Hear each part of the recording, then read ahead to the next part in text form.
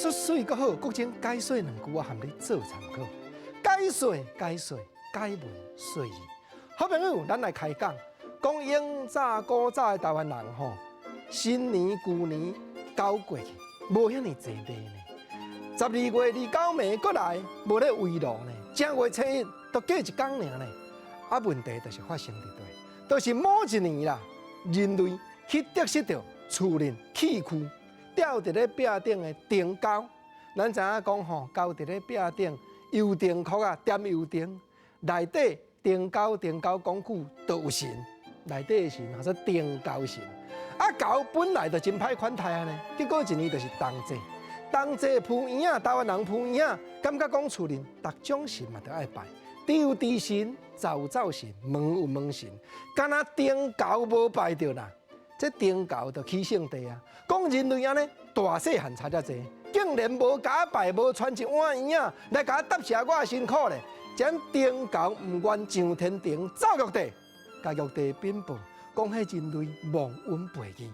但吼，即马吼年尾啊，29暝吼，玉帝你着爱处罚。玉帝唔则听着，倒啊转落5厅干言，讲好。29暝宣布来定地，甲人类拢消灭掉。既然人类遮尔干巧，遮尔忘恩背义，啊，这款狗毋是这款人哦。拄我国正想到一句俗语，讲吼无同齐就要烧圆啊，莫讲是同齐。这形容词就是咧表达讲，有一款人平常时啊，你无甲得失着，伊就要甲你徛空啊咧。莫讲你甲伊有长短的时阵，伊绝对要甲你计较甲彻底。哦，灯钩真正即个像。就是灯钩走玉帝决定要定地，毋则落尾有些送神，有些围炉，有些分第二钱。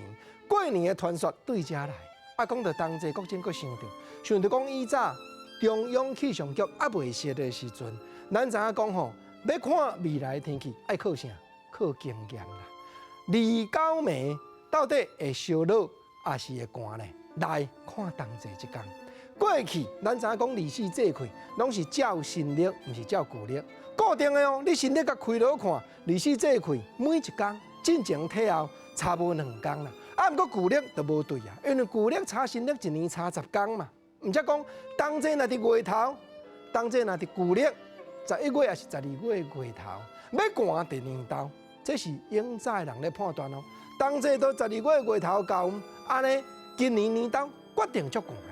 冬节月中无雪也无霜，啊！若冬节伫月尾咧，若伫11月月尾，旧历11月月尾，冬节到，哇！要寒正2月，当然这就是讲明年的正2月咯。